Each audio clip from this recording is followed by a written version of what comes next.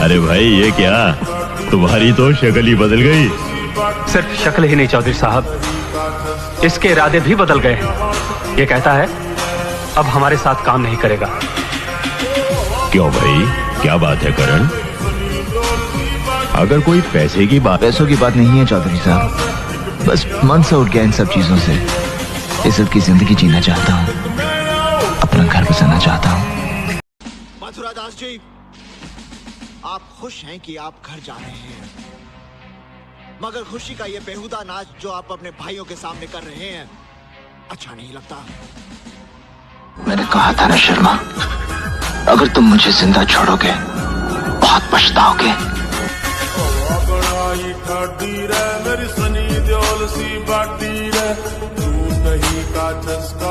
याद है तुमने दीपू की कसम खाई थी कि मुझे कभी नहीं छोड़ोगे? खाई थी। तोड़ दोगे? मेरे बच्चे को कुछ हो गया तो? हो जाने दो। मत भूलो मैंने फौज में कमीशन लेते वक्त भी एक कसम खाई थी। हिंदुस्तान की सरजमीन में जन्म लिया था तब भी एक कसम खाई थी।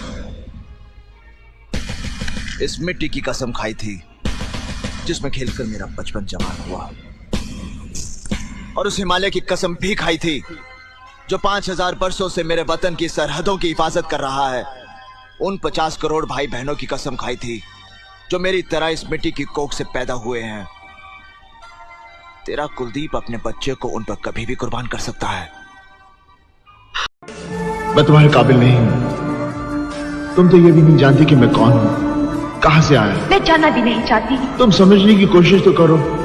मेरी गुजरी हुई जिंदगी में कई दाग हैं।